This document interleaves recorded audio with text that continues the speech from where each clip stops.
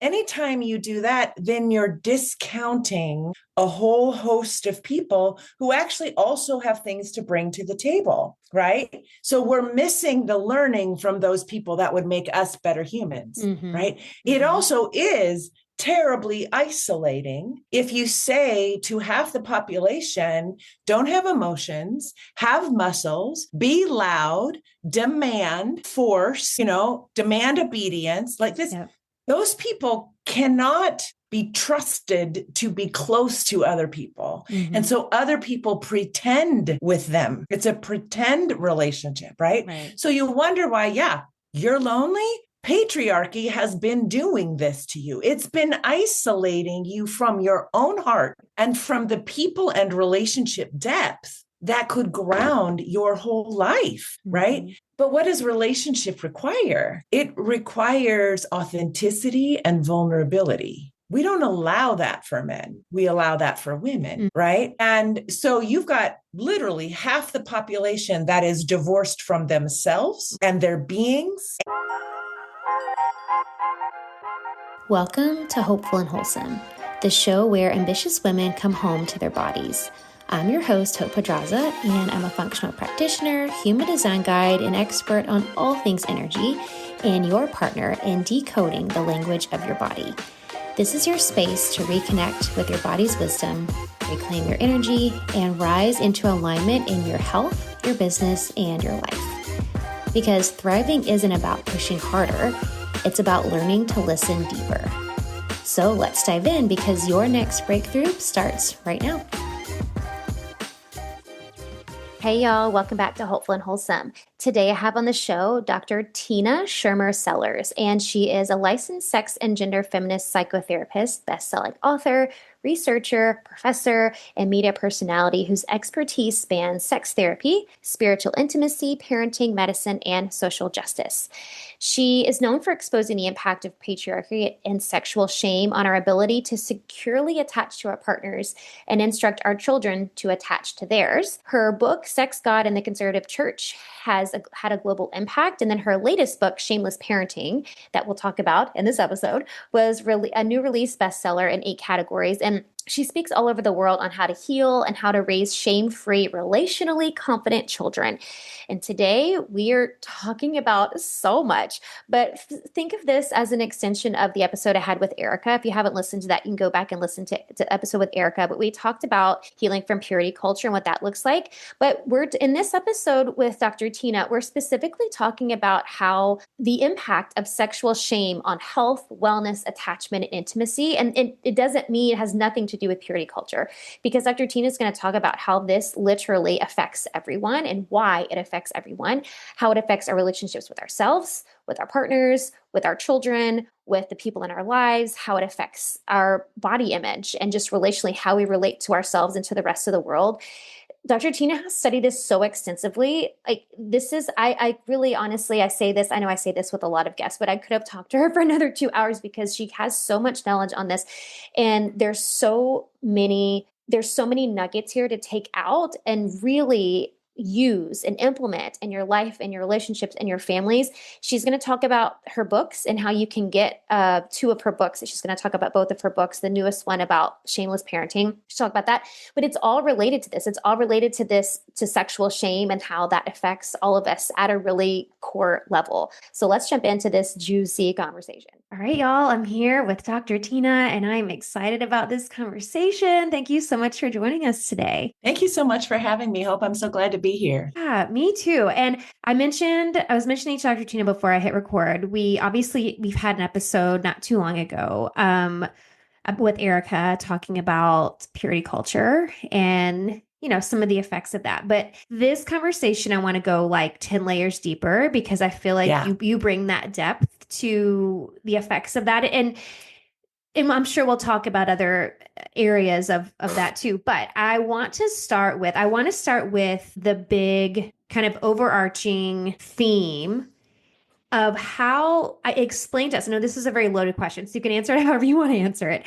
But how does shame, specifically sexual shame, how does this affect us on multiple levels as a human, as a woman, as a high-performing woman? How does it affect us? Yeah, that's a really important question. And it's one that I get really excited about people really being able to understand, impact, but also how in the heck did we get here? Because I love Erica and her work. And yet the stuff that we see evident in purity culture is actually widespread. It's widespread across a secular culture. And maybe before I talk about impact, let me just paint a brief picture of how did we get to where it's widespread across our entire country. Yeah. Back in 1980, most people don't know that politically there was a huge push to increase capitalism and to really push the advance and wealth of corporations. In order to do that, they needed to rally the right. So what later became the religious right, the moral majority, because that was really the voting base that would get behind this. So then they had to find an issue that would gather them all around to be like, oh my gosh, we've got to fight for family values, right? This didn't have anything to do with family values. They no longer could do segregation, which is what they had been doing prior to that point, because it now was illegal. So they had to find a new issue. So the issue that they found was abortion. Abortion had been supported by the Southern Baptist Church up through Roe v. Wade, the passage of Roe v. Wade, through 1979 until this started. So this was really rally the religious right and moral majority so that we can get in a party that will pass legislation to advance the desires of corporations and wealthy people in the United States.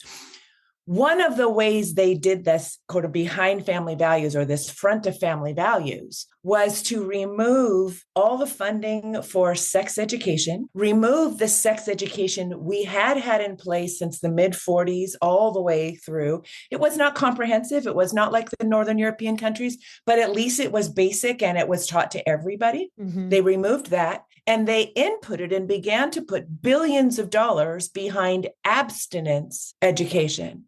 That was religious education with the front of being public education. It was religious education. We now know from studying it that it was 80% medically inaccurate. And even today, we only have 17 states in the whole United States that has passed policy requiring that whatever sex ed they offer must be medically accurate. 17 of 50. So when I wrote the book, Sex, God, and the Conservative Church, Erasing Shame from Sexual Intimacy, and I started talking around the whole country, people would say, there would, of course, will be those people would be, yes, I got that in my home, or yes, I got that in my community. I had an authoritarian, we went to the authoritarian family, we went to conservative churches, whatever. But I had tons of people, especially in the Bible Belt, that came to me and said, I didn't have necessarily a conservative home, but I got this in my school. So at that same time, so we have to understand that this was a front. This was not accurate. This was not true. So we were doing all of this and we were selling this sort of puritanical idea, right, across the United States. But then behind the scenes, we were doing things like removing regulations on the FCC, the Federal Communication Commission. That was 1984 or 5. And that basically said, you no longer have to follow these regulations to protect the public from what's on the media, children, ages, blah, blah, blah. You can now do anything you want as long as it makes money for your stockholders. So then we started having independent cable TV shows, deciding who their market was going to be, and then doing shows and news to appeal to their market. It did not matter if what they were saying was true or accurate or not. So we threw away journalistic ethics that we had in place for a very, very long time and began to market news basically as an advertisement to that market or that market or that market. Right. So why I tell you all of this is because as we were doing that and removing regulations from the banks and removing regulations from the FCC, what we found that really sold was violence, violence against women, and exploitation, riling people up, scaring them, whatever the deal, right?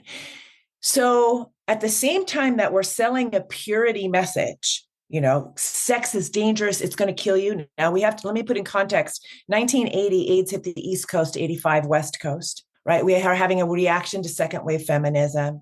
We also had an economic downturn. So we had a scared public in general who is a vulnerable public. Right. And so we are hyping up those messages of fear. Sex is now dangerous. It will kill you. And it doesn't matter if you're in a religious place or not. The religious homes just got, and I don't want to say it like a just, but they got God layered over it. Right.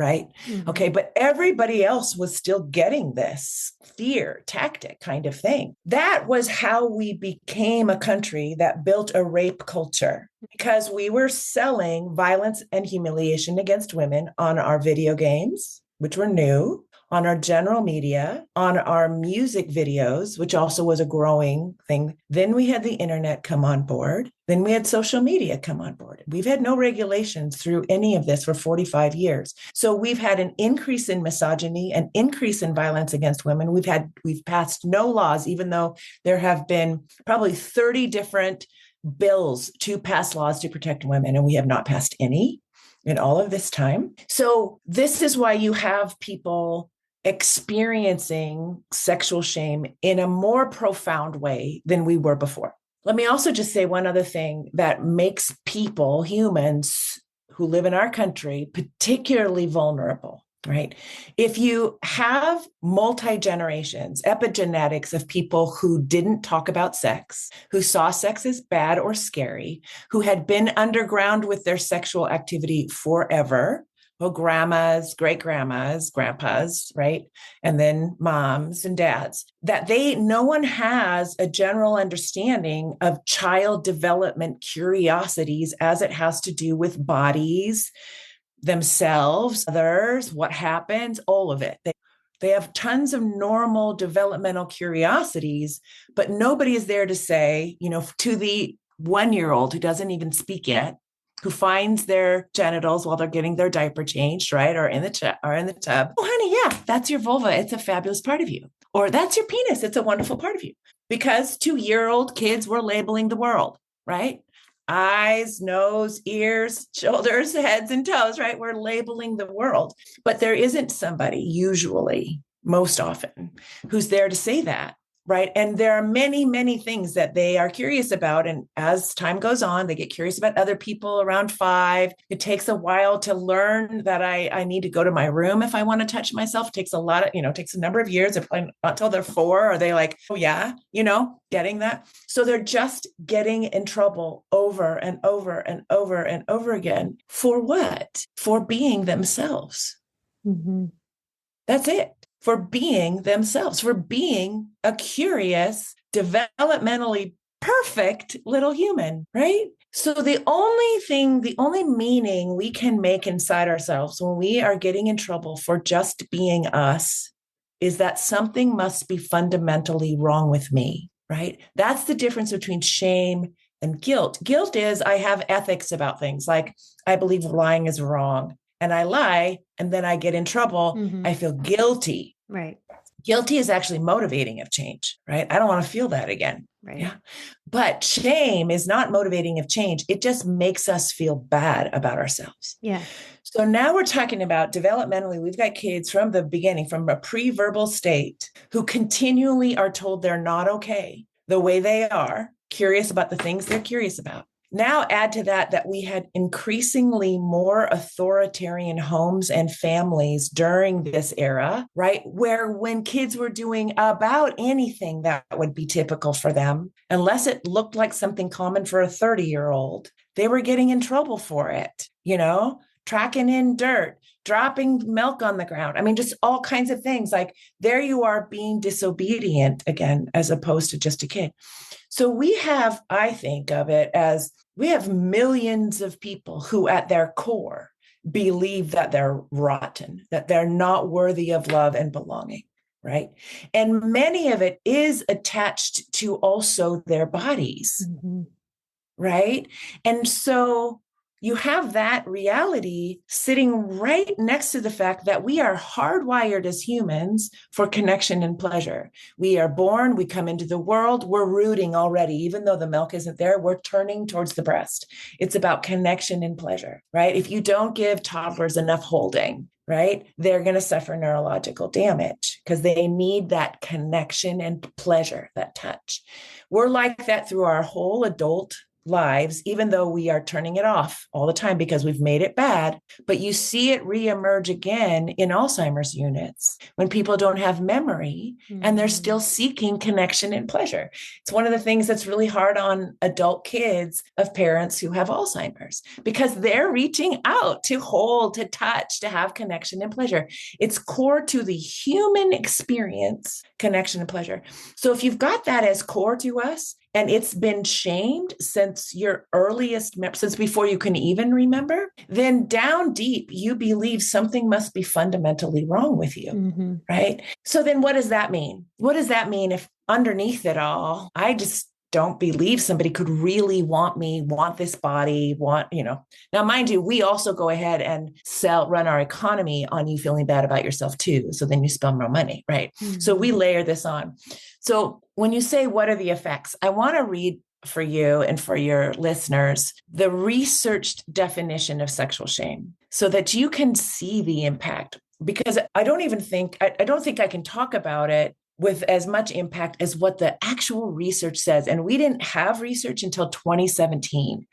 We didn't look at this. We didn't care about it. Fortunately, Brene Brown was doing work on just shame, which was really important for us because I think we weren't recognizing that before she did that. For sure. But sexual shame, we didn't even get into until 2017. So this is what it is. And it's the work of Dr. Noel Clarke. Sexual shame is a visceral feeling, which means it's in my body. It's not just cognitive. It is, and it's in your body because you started getting it when you were pre-verbal, when your left brain wasn't even online yet. Your language brain wasn't even online yet. So it's visceral. Visceral feeling of humiliation and disgust toward one's own body and identity as a sexual being, and a belief of being abnormal, inferior, and unworthy.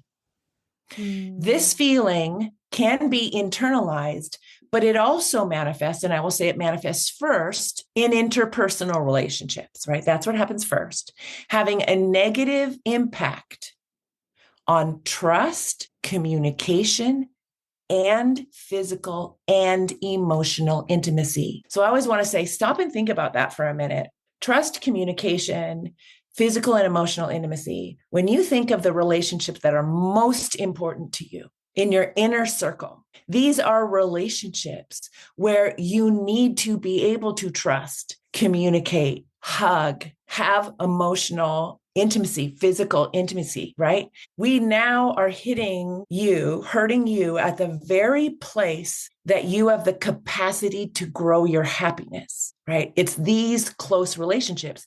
If we're now affecting those and making you think you're not good enough and don't deserve them, we will impact your entire life and you will go to your deathbed wishing it had been different. So to me, this is a profound impact.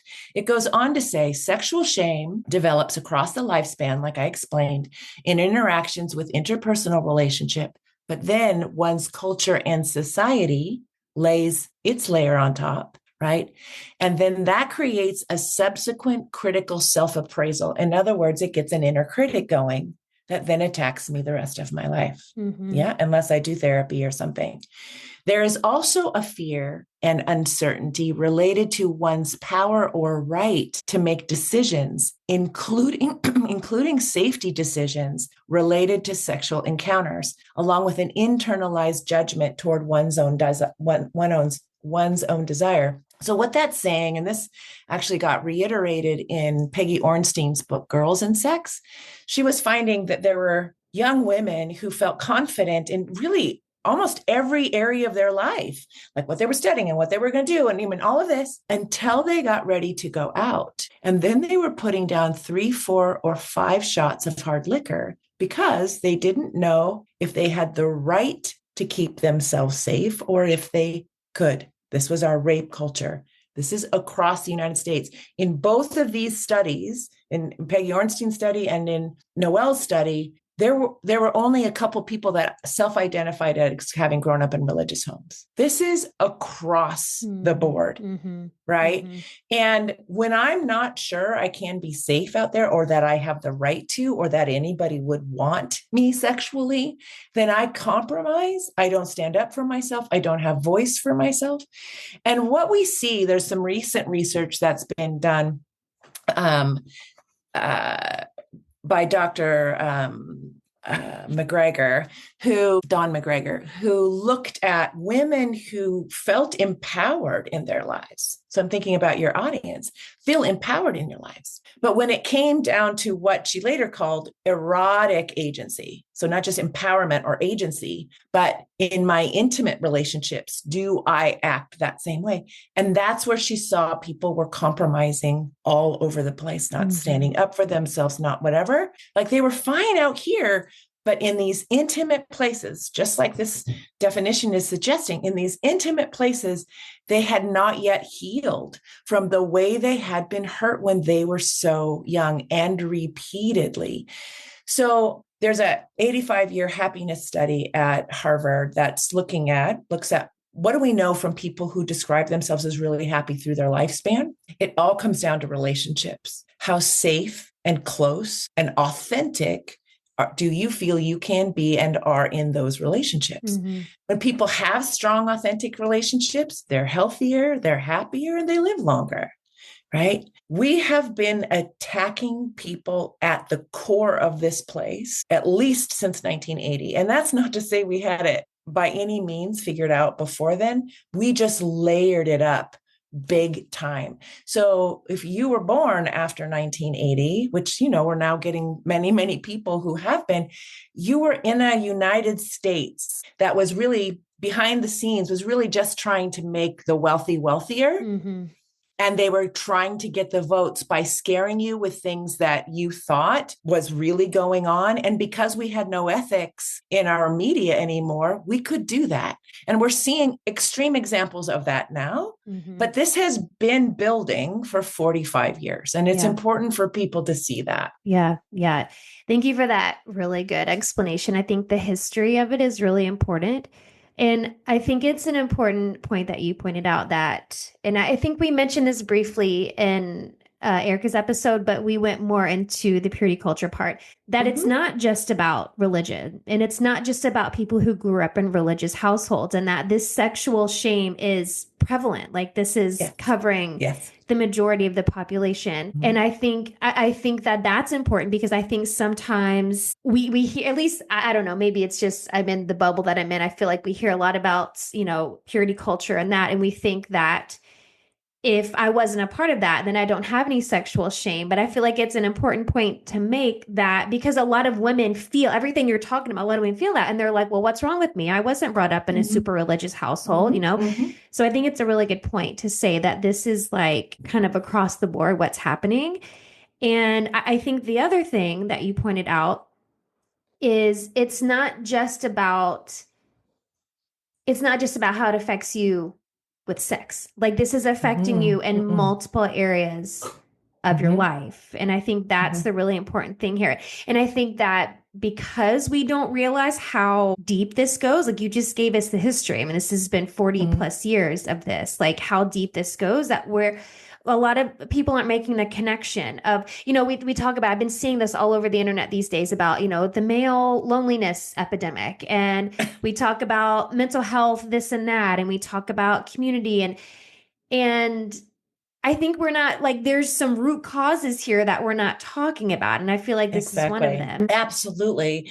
Like one of the things we don't talk about, and I think maybe because it feels complex, or maybe it's a buzzword that feels like, oh, we're just going to write that off, is the impact on patriarchy on our whole culture. Patriarchy says what men want, particularly white men, is more important than any other human in the society, in the culture, in the home, in wherever, right? Well, anytime you do that, then you're discounting a whole host of people who actually also have things to bring to the table, right? So we're missing the learning from those people that would make us better humans, right? It also is terribly isolating if you say to half the population, don't have emotions, have muscles, be loud, demand, force, demand obedience like this. Yep.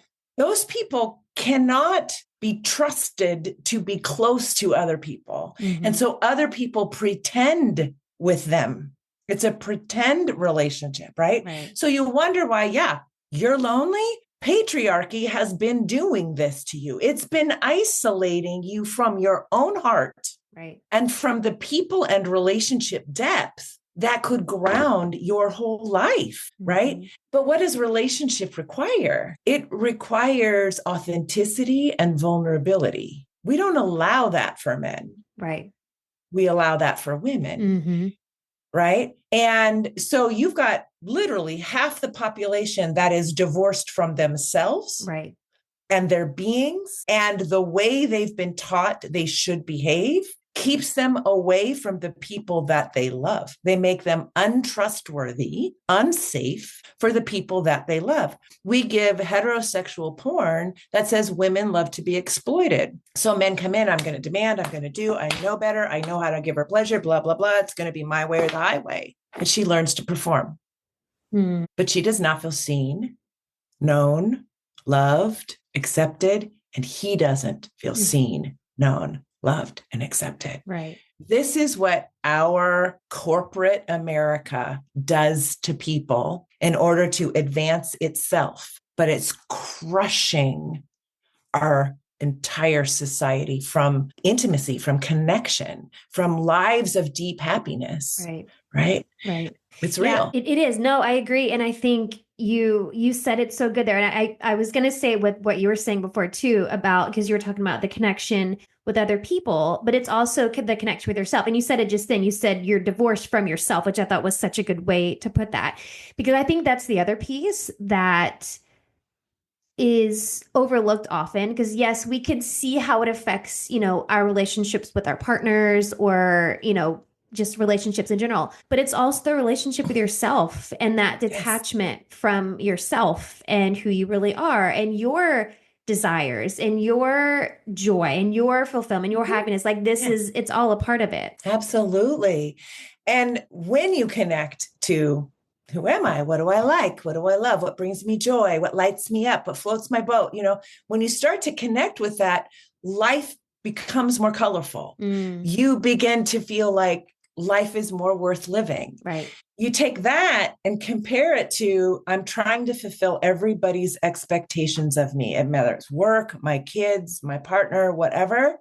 And life gets really dark and dull because you're not in there. You're not considered. You're divorced from yourself. But if I connect to myself, maybe I'm going to stir up waves. Yeah, hun, you might. But guess what? You're worth it. In fact, everyone is worth it, right? You have one miraculous life. No one like you has ever walked this planet before or ever will again. And the best gift you can bring yourself and the world is be fully yourself, because you're the only one that can do it. Yeah. And yes, there's going to be people that don't like it. There's going to be people that are disappointed. There's going to be people that, whatever. But that does not matter. What matters is you being authentically you and standing up for that, because you've got one life and there's no guarantee how many tomorrows you get. Yeah. So please be you. Yeah. Be you, and everything will shake out in time. You may lose some friends, but you're going to bring in others that are much more authentic and grounded and who have done some of their work. And you can talk about the work you've been doing. Your life will get richer. But yes, there will be pain and there will be suffering, but it will be worth it because you're worth it. Yeah. Yeah. That's it. Yeah. And I think that's part of the growth cycle. I did an episode not too long ago about that, and like the grief that comes with personal growth and coming into yourself and stepping into that authenticity that you're talking about. Like there's a grief process that happens. There's a grieving of yourself and the past version of you. There's a grieving of, perhaps relationships you lose along the way. And that's all part of the growth. But I also think that that's what our souls are here to do. Like that's the whole reason we're here. Yeah, absolutely. Absolutely. And you see, as people do that hard work, as they listen to themselves, they feel the grief, right? They make the changes, get more honest with themselves and others. As they do that, you can see that their life qualitatively gets better, and there's more light in their eyes, and there's more of a shine in their smile, and there's more of a relaxed sense of themselves. Mm-hmm. And they also can tolerate other people being different because they're not trying to be other people. They're just trying to be themselves. Sure. And that feels so darn good that, yeah, good, you be you. Yeah. I don't necessarily agree with that, but that's okay. We don't have to agree. Right. You do you, I'm going to do me. Like that's it. So when we're talking about, I feel like a big piece of this, but the healing of anything, a big piece of the healing is the awareness. Like we have to be aware of what's happening, right? And you're obviously helping us do that. But for those of us who maybe the awareness or an inkling of awareness is there, what are the next step for us to kind of break this cycle? Like I feel like that all of us, like you're talking about, especially in the current generation, like if you were born after 1980, especially, like we have a really huge opportunity to break generational curses and to like shift the paradigm. So what does that look like? Well, let's say you want to take on healing sexual shame. Like I know my family wasn't safe to talk to because I didn't talk to them when I was an adolescent. I didn't tell them. I was underground with it. Okay. 90 to 95% of people in the US grow up in homes that are silent or silent and shaming. You are not alone. And I talk about in the book, Sex, God, and the Conservative Church, I talk about a thing called healing the mess, the model for erasing sexual shame. And I say there are 4 things that you want to try to do, and you're going to do them over and over and over again. It's not linear. First is get yourself a scaffolding of sex education. Like find out what is actually true so that you can identify what wasn't true that you got when you were growing up. And I'll help with that in just a second on what you can actually do to make it pretty straightforward. The second one is frame name. Name is tell your story. Get together a group of friends and say, let's talk about what it was like to grow up. In our particular family, what were the messages that we got? What you're going to find out is you're not alone. And a lot of people can just sit with you with a lot of love and compassion and grace and hear your story. You can hear their story, and they will just feel like, oh, I don't deserve this shame that I got. Right? I was a perfectly normal kiddo at 2, 4, 6, 8, 10, 12, whatever. Then claim your body is good. And this is hard because we know right now from research that 50% of our 6-year-olds, 2/3 of our 9-year-olds, and 90% of our 15-year-old girls are modifying their diets because they've already learned from advertisements that they are not okay the way they are. 90% of 15-year-olds. That's crazy. Right. It's rampant. And this is girls. We know it's also happening to boys, that they're feeling like they need to look and be a particular way. Again, we're driving our economy at the expense of our people, at the expense of them, right? And so you've got to work hard to claim back your body as it is, right? I always say to people, regardless of the diet industry BS that's out there, your body height and shape is much more determined by your heredity, the other people in your family, your DNA, than anything else. Sure. I'm a Swede. I look like my relatives. I am the kind of person that would survive a famine.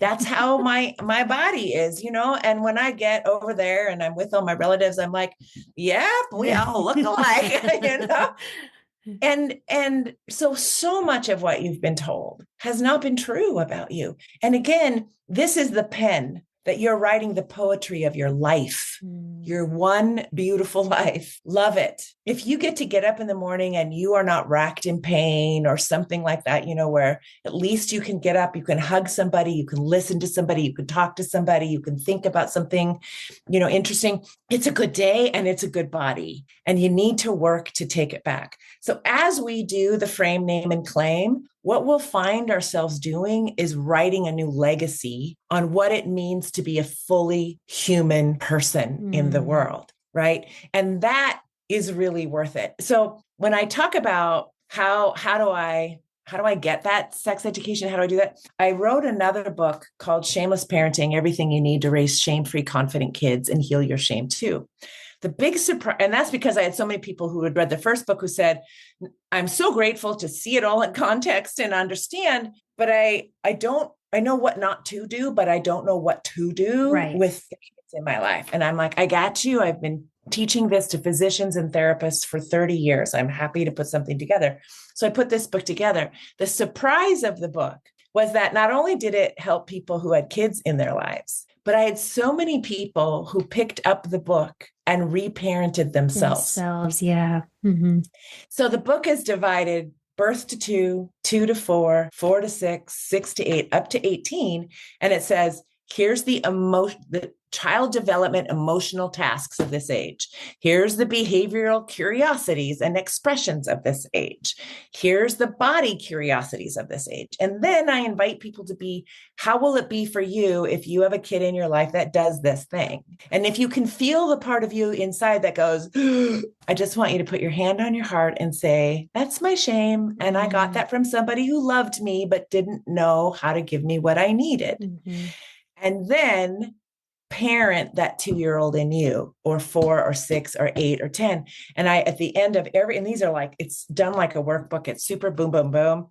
I give you the top kid books and then adult books in each age. So you can literally go to your library, get the books, and imagine reading them to the 2-year-old within you, or the 4-year-old, or the 8-year-old, or the 10-year-old, or whatever. And then feel how life could have been different if at that age, somebody was there to just give you what you needed.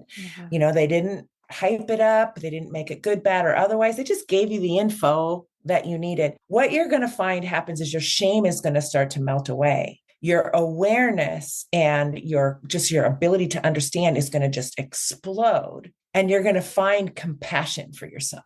Like, oh, I didn't know. I didn't have somebody there doing that. And as you do that, you'll really feel yourself free up from a lot of this stuff because you're getting what you needed. Right. Most people don't know there's so many great books out there, little kid books. And it's not, what also people don't know is that, like, if you talk about sex ed for a toddler, they're like, what? Uh-huh. Well, what you need to know is between birth and about 8, we're doing social emotional learning. We're doing emotional intelligence, relational intelligence, and body intelligence, right? And so we're teaching them about boundaries. Where do you begin and end, right? You get to decide who, that you can touch you, and then you can decide if you're comfortable or not comfortable with somebody else hugging you. Mm-hmm. And if you want to hug somebody, you got to ask first. Mm-hmm. That's body autonomy. So we're teaching body autonomy. We're teaching boundaries. We're teaching consent. We're teaching about diversity in our world, the diversity in the plants, the diversity in people, and what a beautiful world that gives us because we have so many different things to learn from, right? Mm-hmm. We're teaching all of that in those first 8 years. And then on top of that, what it means to be kind, to choose a kind friend, like all what's on top of that after you've done all of that is then learning about reproduction, learning about like, what does it mean to like somebody? What is desire feel like? Like, we get to talk about that as kids get older, right? 10, 11, 12. And so it's every step of this book just gives you developmentally what they are usually very curious about. Yeah. And then really fun books to read about it. Those are so perfect. So this is such an important conversation. And I feel like all these books, y'all need to just go get the books. So assuming you can get these books wherever books are sold, right? Yes, Okay. yes, you can. Yeah. And if for any reason they don't have them, just ask them to order them for you. They will order them for you. Yeah. The library will do the same thing. You can get it through Libby. Oh, that's perfect. Any people are there to help you. Yeah. Yeah. Oh, and one thing I do like to say is if any of your readers want their own copy, are having a hard time locating it, or find that they can't afford it, they can just DM me on Instagram and say, I would love to have access to this book or this book, whatever. And I'll send a link to a free audio version of the book. Amazing. I'm happy to do that. I don't want people to not get it, want to do the work. Yeah. It's just hard work, but they want to do the work and they don't feel like they can afford it. I want to help with that. Yeah, that's so kind. And I'll put the link to Dr. Tina's Instagram there in the show notes too, just to reach out and just give her a follow and follow everything she's doing. I love this conversation so much. I think this is something that we're not talking about enough, and something, as we were saying, that impacts so many aspects of our life. So it's something that we need to talk about. Thank you for bringing this conversation to the forefront, and the work you've done with all of these books that you've written and given, like provided to us for us to dive into. And I love the idea of reparenting yourself. Like, I mean, it's like that inner child work that's so crucial as you grow as a human. So this is such an important part of it. So I do have one more question that I want to ask you that I'd like to ask everybody as we wrap up. What do you think is the most important thing you can do to live with purpose? Well, I think in order to move toward living a life with purpose, we need to see ourselves as incredibly valuable, because that is really what allows us to step into a life of purpose, is that I deserve to find that thing. I deserve, because there's only one of me, because if I live my best life, I'm not just helping myself, but I'm supporting my community.